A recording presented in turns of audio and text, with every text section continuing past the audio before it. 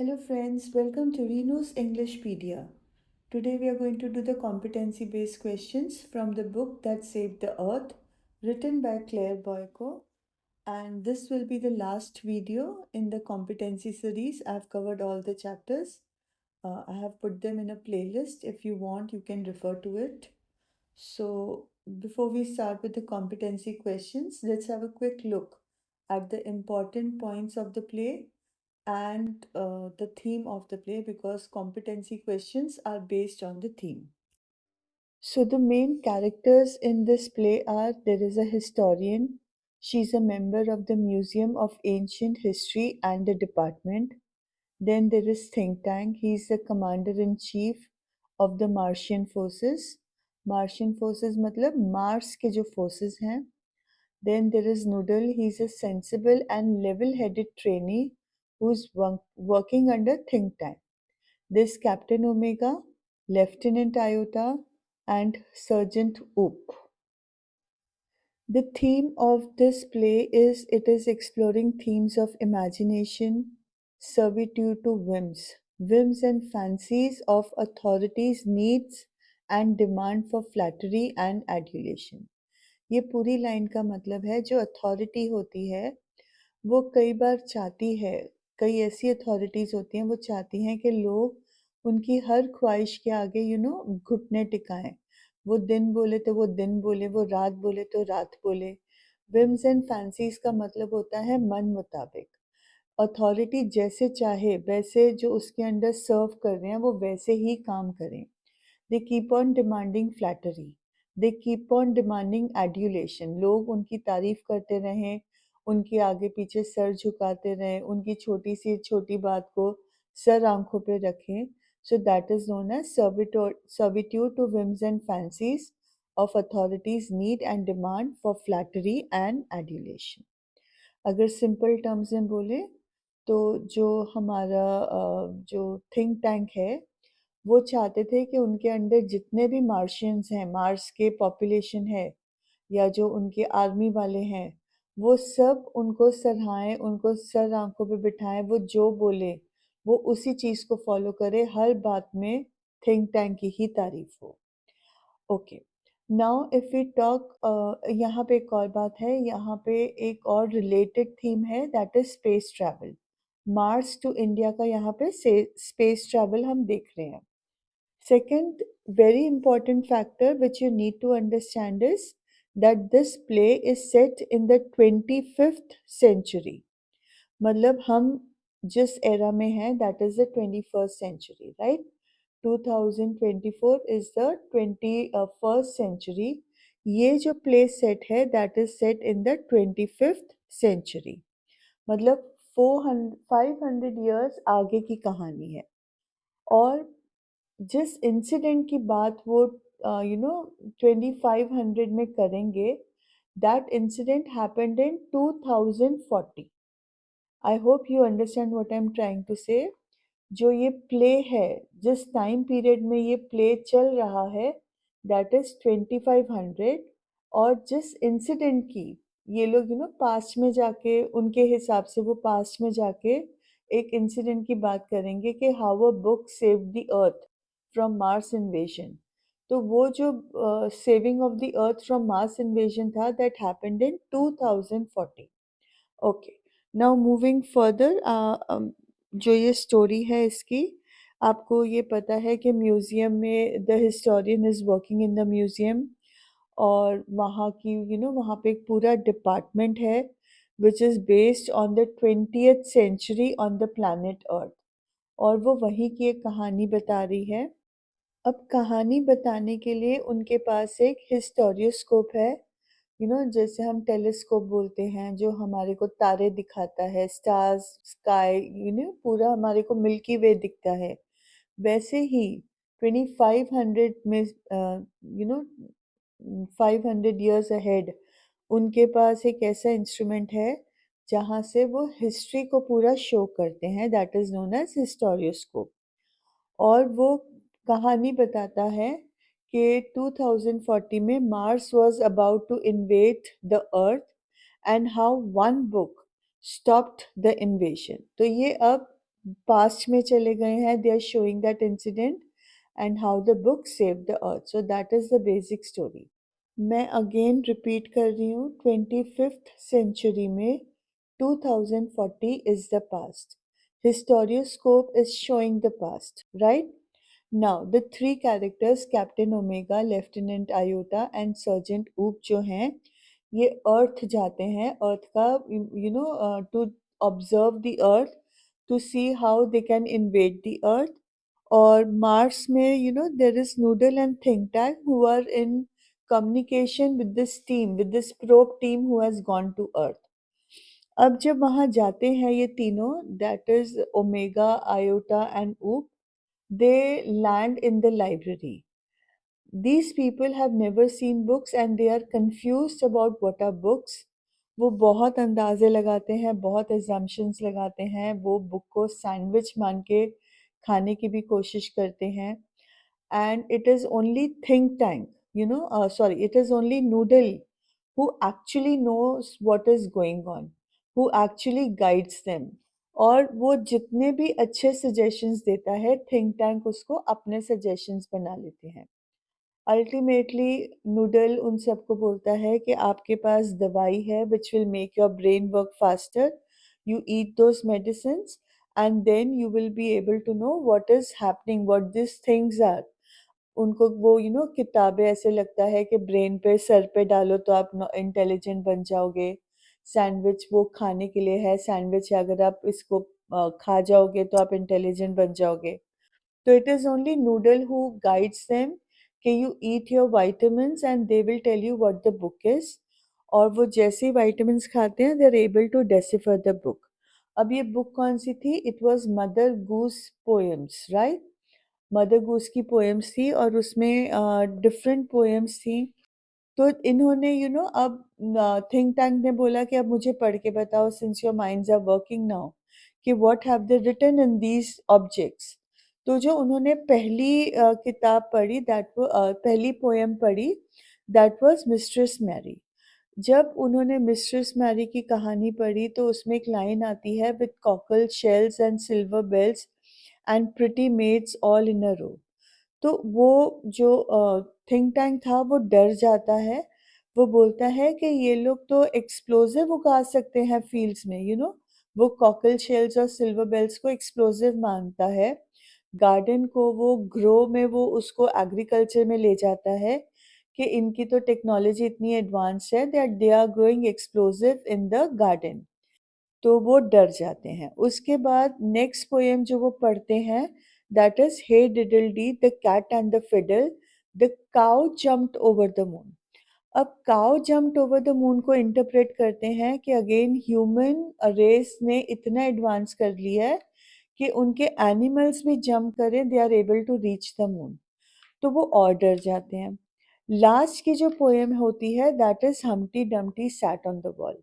अब जो think tank है उसका जो रिजेम्बलेंस था वो बिल्कुल हम्टी डम्टी के जैसा था। He had a big head, right? ये बिग हेड जो है ये थोड़ा आयरॉनिक भी है। ये इडियम होता है, व्हेन वी से someone has a big head, इसका मतलब होता है he is bloated with his own importance. तो यहाँ पे थिंक टैंक का जब हम बिग हेड कहते हैं तो that is the clear because way of making fun of think tank. तो उसमें लिखा होता है कि Humpty Dumpty sat on the wall, Humpty Dumpty had a great fall. तो उससे थिंक टैंक को लगता है कि अर्थलिंग्स ने तो मुझे ही खत्म करने का तरीका बनाया है। And he asks the team, the probe team, to return to Mars. वो खुद वहां से भाग जाता है, he escapes, he evacuates the entire planet of Mars, they run away some 100 million miles away from Mars to escape the earthlings। अब उसके बाद हिस्टोरियन हंसती है और बोलती है कि this is how one dusty old book of nursery rhymes save the earth from a Martian invasion. फिर वो बोलती है कि इतने सालों में, 500 years में, अर्थ और मार्स के अब अच्छे रिश्ते बन गए हैं। अर्थलिंग्स ने मार्स के ऊपर एक लाइब्रेरी भी बना दी है, उनको किताबें पढ़ना भी सिखाया है। और उनके जो सिटी ऑफ मार्सोपोलिस है वहाँ पे हम काफ़ी मतलब लाइब्रेरी वहाँ बनी हुई है और वहाँ पे the Martians are into reading books. But there is still one book which they refuse to read, and that is the Mother Goose Book of Nursery Rhymes. तो उसका रीजन क्या है? That is one of the questions we'll be discussing. So this is the basic gist. Again, there are many points which I have not covered in this summary. आपको revision video देखना पड़ेगा to understand the key points. जो point बच्चों को confuse करता है वो मैंने एक्सप्लेन करने की कोशिश की है. that the year that this scene ये पूरा जो play set है that is in the period of 2500 और 2500 में 2040 का scene को describe किया जा रहा है. So that is how it is the past. Okay. Now let's talk about the title. तो जो टाइटल है वो बड़ा एप्ट एंड जस्टिफाइड है क्योंकि वो एक्चुअल में एक बुक था जिसने प्लैनेट अर्थ को सेव किया. उस बुक का नाम था Mother Goose which was a book of nursery times. अब जो इसका चीफ थीम है that is to be careful to believe in half fed knowledge. हमारे को आधे अधूरे नॉलेज से बिवेयर होना चाहिए क्योंकि ये डेंजरस है. जब मार्शियंस ने मदर गूस की पोएम्स को पढ़ा तो उनके पास आधी अधूरी नॉलेज थी. They did not know that they were nursery times. उस आधी अधूरी नॉलेज को उन्होंने अपने लिए डेंजर माना और उन्होंने अर्थ पे अटैक नहीं किया. अब अर्थलिंग्स के तो अच्छा था बट मार्शियंस के लिए it was a loss of face. So जब ये पूरी स्टोरी उस बुक के आगे रिवॉल्व हो रही है that is why we say that the title is appropriate. Okay, now let us quickly start with the competency based questions. Again ये जो chapter है ये figment of imagination है.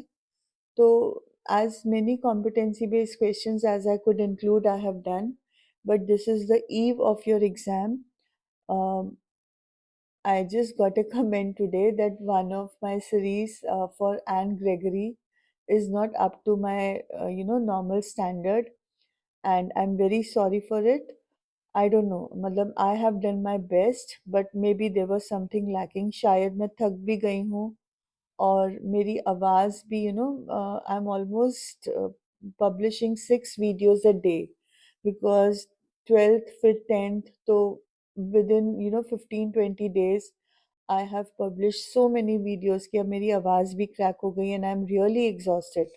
So maybe that is why one of the subscribers felt that I had not done a good job. But I'm trying my level best. That is all I can give the justification. But anyways, getting back to your chapter. So the first competency based question is, think tank assumes that the earthlings are after him. Give any two reasons for the same.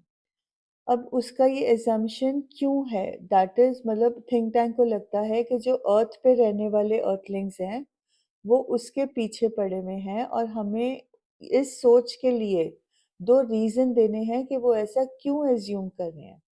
तो first reason is that he is jealous of his intellect. मतलब जो earthlings हैं वो Think Tank के intellect से jealous हैं और इसीलिए थिंक टैंक के पीछे पड़े हुए हैं, उसको ख़त्म करना चाहते हैं. The second reason is he believes that Earthlings want to steal his inventions. Earthlings जो think tank के पास इतने inventions हैं मार्स के पास, वो Earthlings चुराना चाहते हैं और इसीलिए वो think tank को खत्म करना चाहते हैं. Okay, next question. Describe briefly how the Martians reach upon the correct application of the book. इसका मतलब है कि इनिशियली उनको बुक रीड करना नहीं आ रहा था. उनको ये भी नहीं पता था कि ये जो ऑब्जेक्ट है ये क्या है. Finally how were they able to understand about the book? How were they able to read the book? तो मार्शियंस ने पहले उस किताब को एक हैट समझा, फिर बाद में एक सैंडविच समझा. उसके बाद नूडल ने रिकॉल किया कि जो अर्थलिंग्स हैं वो किसी they use some sort of communication device. Finally उसने जब उनको विटामिन्स खाने के लिए बोला तब they were able to deduce means make the conclusion that there was some way to read the books. Next question. Give any two reasons for Oops breaking into laughter on reading the first nursery rhyme. अब जो first nursery rhyme थी that was Mistress Mary, right? तो जब oops ने ये poem पढ़ी तो उसमें एक लाइन आती है लास्ट में, and pretty maids all in a row. तो जब ये pretty maids growing in a garden, pretty maids actual में देखो तो ह्यूमन बींग्स होती हैं, मेड्स होती हैं जो हमारे घर में हेल्पर्स होती हैं। तो ही लाव टू थिंक दैट कि मतलब मेड्स भी गार्डन में ग्रो हो गई हैं, which is a nonsensical and absurd idea.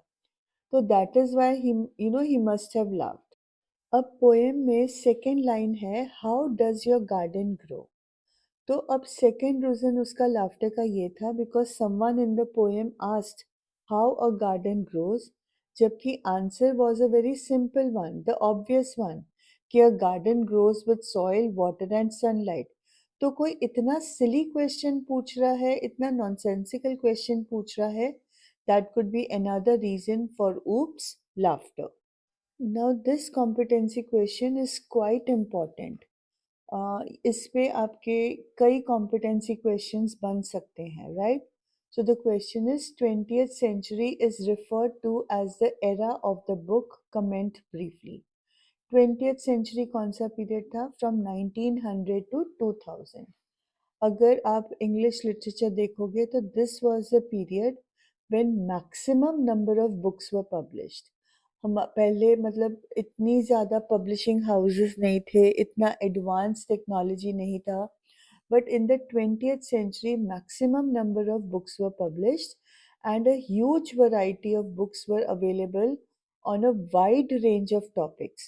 Her field में हर टॉपिक के ऊपर हजारों किताबें थी, हजारों लाखों millions of books were available, and this made them a valuable resource for answering people's question and satisfying their curiosity। जो हमारी 21st सेंचुरी है ना जिसमें हम रह रहे हैं, that is the era of technology. Technology में हम बटन प्रेस करते हैं, इंटरनेट हमें इमीडिएट जवाब देता है। तो इसीलिए 21st सेंचुरी में जो बुक्स की वैल्यू है वो बहुत कम हो गई है। बट 20th सेंचुरी में जब इंटरनेट कंप्यूटर्स इतने कॉमन नहीं थे, books were the only source for answering people's questions to satisfy the curiosity. इसीलिए 20th सेंचुरी को एरा ऑफ बुक्स कहा जाता है। Okay, next question. Mention any two points of differences between Earthlings and Martians in the 20th century। हम 2500 की बात नहीं कर रहे हैं, हम 20th सेंचुरी की बात कर रहे हैं, और उसमें पूछा जा रहा है कि अर्थलिंग्स में और मार्शियंस में क्या फ़र्क था। तो 20th सेंचुरी में दिखाया गया है कि मार्शियंस कम्युनिकेटेड टेलीपैथिकली। टेलीपैथिकली का मतलब होता है माइंड में कोई थॉट सोचना और सामने वाले के पास वो थॉट पहुंच जाना, राइट?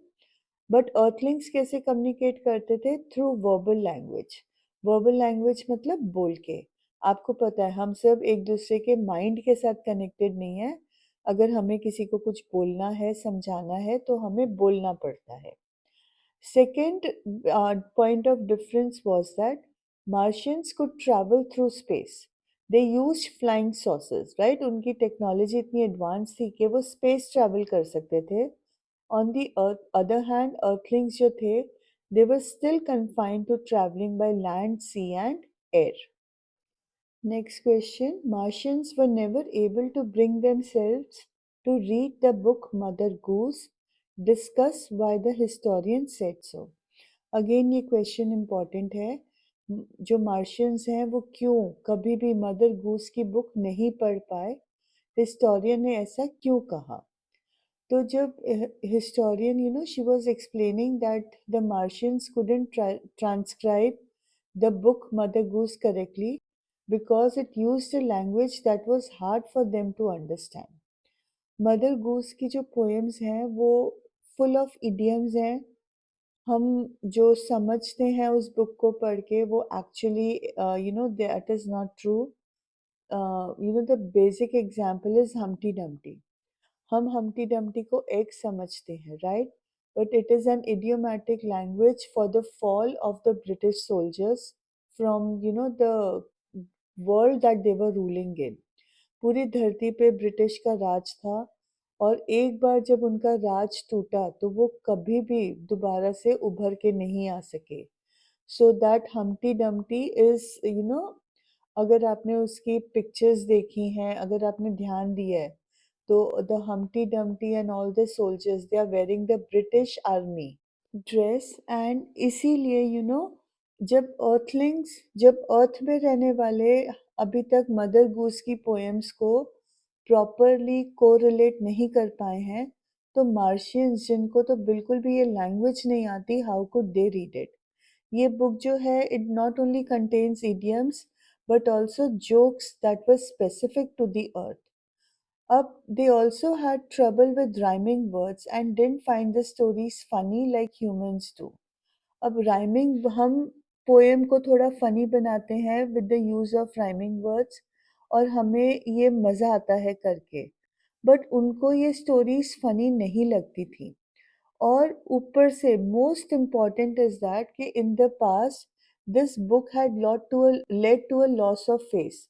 जब उन्होंने इस बुक को मिस इंटरप्रेट किया, तो थिंक टैंक ने इमीडिएटली अर्थ को इवैक्यूएट करने को बोला, मार्स को खाली करने को बोला. They went and hid away millions of miles away. तो उनकी बेइज्जती हुई और इस चीज़ से वो कभी भी रिकवर नहीं कर पाए थे. उनका जो इंटरप्रिटेशन था उस बुक का, उन उससे उनको लगा कि अर्थलिंग्स वो more dangerous than them and more advance than them. तो because of that now when they knew that ऐसा नहीं है, तो उनको वो बेवकूफ बन गए. This feeling made them never read the book again. Okay, next question. Do you think that the names Think Tank and Noodle replicate the attributes of the two characters? Justify your answer with reference to the chapter, The Book That Saved the Earth. अब मैंने यहाँ पे yes और no दोनों answers को डाला है. आप अपने हिसाब से whatever you think is right, you can write that answer. तो फर्स्ट हम बोल रहे हैं कि yes, the name Think Tank and Noodle do replicate the attributes of the two characters. Attribute replicate the attributes का मतलब होता है कि उनका जो नाम है उनके ही कैरेक्टर को रिफ्लेक्ट करता है, राइट. तो थिंक टैंक जो है वो बहुत एनालिटिकल है, इंटेलिजेंट ऑफ द टू है और rather he pretends to be. और जो नूडल है वो इमोशनल है एंड इम्पल्सिव है. He is like a noodle that bends easily, जो आसानी से उसको आप मोड़ सकते हो, घुमा सकते हो. तो इसीलिए कहा जा रहा है कि उनके जो नेम्स है उनके पर्सनालिटी को रिफ्लेक्ट करते हैं and how they approach problems throughout the story. अब सेकंड ऑप्शन है कि जो ये नेम्स हैं थिंक टैंक एंड नूडल, ये necessarily they do not replicate the characters in a straightforward way. मतलब ऐसा नहीं है कि वो एक्चुअल में हमें उनका कैरेक्टर बता रहे हैं. थिंक टैंक जो है वो प्रिटेंड करता है to be analytic and logical than Noodle. और ये भी पॉसिबल है कि जो ये नेम ऑथर ने चूज किए थे, they were based more on humour than to provide a direct representation of the personality. सिर्फ ह्यूमर क्रिएट करने के लिए ऐसे नाम रखे गए हैं. वो ऑथर का बिल्कुल भी ये पर्पस नहीं था कि उनकी पर्सनालिटी को रिफ्लेक्ट करें. Personally I prefer the second option. Because think tank is pretending to be analytical, he is not analytical, right? तो पर्सनली मुझे सेकंड आंसर ज़्यादा प्रेफर करती हूँ मैं. But then it's a question way you can write either, it's up to you.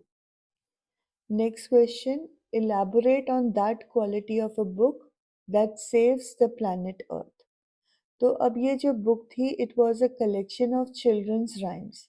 इसमें figurative pictures थे जिन्होंने human intelligence को, ह्यूमन क्रिएटिविटी एंड रेजिलियंस को शोकेस किया. अब ये चीज़ें देख के जो मार्शियंस थे वो डर गए. जो हम्टी डम्टी की पोएम थी उसने उनके अंदर टेरर क्रिएट कर दिया, बिकॉज हम्टी डम्टी बिल्कुल थिंक टैंक को रिजेंबल कर रहा था. अब पोएम रीड करने पर Humpty Dumpty had a great fall. अब उनको ऐसे लगने लग गया कि अर्थलिंग्स जो हैं वो खुद मार्शियंस पे अटैक करना चाह रहे थे और they had planned for think tanks fall. Think tank की को ख़त्म करने के लिए उन्होंने ऑलरेडी बहुत कुछ प्लान कर दिया था। So they fled from their own planet to hide safely. वो अर्थलिंग से डर गए और उन्होंने अपना भी प्लैनेट छोड़ दिया so that they could hide from the earthlings. So this is the quality of the book that saved the earth. Okay, I've already told you that 20th era of books वाले जो questions है ये important है. तो इसी के ऊपर next question है. The play suggests that 20th century was the era of the book. With that reference, what would you like to call the era of the 21st century? What role does that object or concept play in the lives of human beings? इस question का मतलब है अगर 20th century को हम era of books करते हैं तो फिर 21st सेंचुरी को हम क्या कहेंगे, किस चीज़ का एरा है, और वो जिस भी चीज़ का एरा है वो हमारी लाइफ में, ह्यूमन बींग्स की लाइफ में क्या रोल प्ले करता है. So I've already told you that if 20th century is the era of books, तो 21st century जो है that is the era of the internet or the era of technology. आजकल मतलब आजकल लोगों के पास क्या है, we are flooded with constant stream of data. हमारे पास इतना डेटा है, इतना लिमिटलेस एक्सेस टू इंफॉर्मेशन है, and all at the touch, at a finger tips, at the touch of a button. अब वर्चुअल वर्ल्ड का ग्रोइंग इम्पोर्टेंस है, and it is augmented by reality technologies जैसे artificial intelligence आ गई है. So all this is transforming the people, the way people interact with the world around them. अब जब इतनी टेक्नोलॉजी आ गई है तो आपको भी पता है कि फिजिकल कॉन्टैक्ट्स, फिजिकल मीटिंग्स बहुत कम हो गई हैं. People prefer to remain connected using social media and all that. तो हमारा इंटरैक्शन दुनिया के साथ बहुत चेंज हो गया है. अब जैसे वर्ल्ड मोर इंटरकनेक्टेड हो रही है, जैसे डिजिटल टेक्नोलॉजी एडवांस करती जा रही है, तो पॉसिबल है कि new forms of communication, entertainment and information sharing will emerge. और भी नए तरीके आते जाएंगे, अभी जो है उससे भी ज़्यादा एडवांस्ड. और ये जो होगा it will shape the course of human history for decades to come. सालों साल तक ये वाला जो एरा है ये हमारी ह्यूमन हिस्ट्री को शेप करेगा. Okay, the last question in the series is at the end of the play, one is told that 5 centuries later, Noodle has acquired the position of think tank. Through your understanding of both the characters, pen down the account of events that could have led to think tank's replacement by Noodle. अब हमें बताया जाता है कि 500 years later, 5 centuries के बाद noodle को think tank की पोजीशन मिल गई है. अब हमारे को दोनों कैरेक्टर्स की अंडरस्टैंडिंग हुई है when we read the events that have been described in the play. अब हमारे को उन इवेंट्स के ऊपर बताना है कि ऐसे कौन से रीजंस हो सकते हैं कि think tank was replaced by noodle. तो अगर हम थिंक टैंक की कैरेक्टरिस्टिक्स के बारे में सोचें तो he was over confident in his own abilities. He represents that authority who wants his whims and fancies to be catered to. Think tank उसको रिप्रेजेंट करता है. तो उसी के साथ हमें पता है कि वो अपनी एबिलिटीज़ के लिए ओवर कॉन्फिडेंट था, अपने नॉलेज वो सबसे सुपीरियर मांगता था. उसको लगता था कि everyone should respect him, every person should praise him for his superiority. और जो नूडल और अदर सबॉर्डिनेट्स थे वो चाहता था कि वो जब भी कहीं आए दे वुड बो in front of him, they would flatter him with their appreciative words.